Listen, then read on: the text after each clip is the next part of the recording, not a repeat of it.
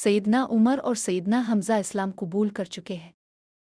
नबुव्वत के 10वीं साल में रसूलुल्लाह सल्लल्लाहु अलैहि वसल्लम के चचा और मक्का में आपके सबसे बड़े ज़ाहिरी मुहाफ़िज़ हज़रत अबू तालिब बीमार हुए और वफ़ात पा गए।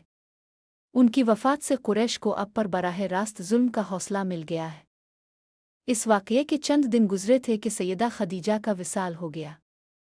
मक्का की गलियां पहले से ज़्यादा अब अजनबी हैं। ज़ुल्म की इंतहा अब नहीं रही। इस इलाही दीन की तबलीग को जो मसला लाहिक है, इसके अलावा रसूलुल्लाह के घर को एक खातून की ज़रूरत है।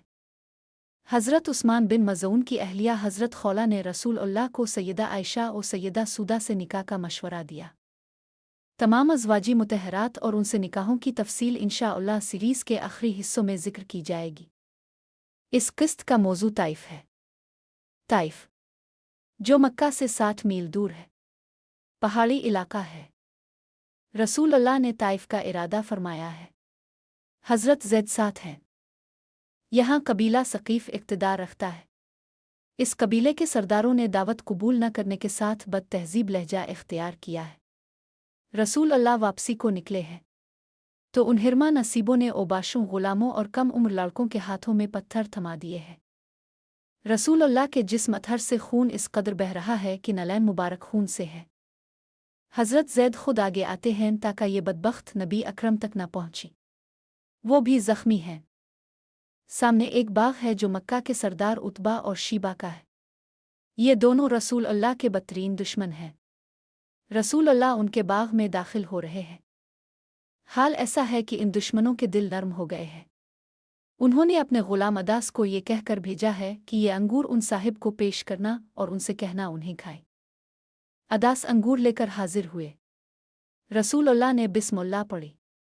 अदास ने हैरत से अर्ज़ की कि इस इलाके के लोग तो ये नहीं पढ़ते। फिर अदास ने बताया कि वो नैनवा से हैं। अब रसूलुल्लाह ने फरमाया कि तुम उस साले मर्द के शहर से हो जिसे यूनस कहते हैं। वो मेरे भाई थे। वो भी नबी थे। मैं भी नबी हूँ। अब वो लम्हा है जब हज़रत अदास नबी अकरम का सर, हाथ और पाँव चूम रहे हैं। फिर अपने मालिक के पास गए हैं और फरमा रहे हैं, ए मेरे आका, ज़मीन पर इस वक्त इस शख्स से बेहतर कोई इंसान नहीं। इसने मुझे वो बात बताई है जो सिर्फ़ एक नबी ही जान सकता है। अदास अब सहाबी हज़रत अदास हैं। ताइफ से वापसी है। रस्ते में बादलों का साया है। जिब्रील अमीन की हाज़िरी है और खुदा का ये पैगाम कि आप हुक्म फरमाई। फरिश्ते ताइफ के अतराफ में ये 2 पहाड़ इस तरह एक कर देंगे कि ये पूरी बस्ती उन पहाड़ों के दरमियान पेश दी जाएगी। ये कादर मुतलक की गैरत है और उसके बाद रहमती आलम की रहमत। जिस्म खून में डूबा हुआ है और आप फरमा रहे हैं कि ऐसा न किया जाए, क्योंकि मुझे उम्मीद है कि उनकी आइंदा नस्लों में कोई शिर्क छोड़ेगा, कोई अल्लाह की तरफ आएगा।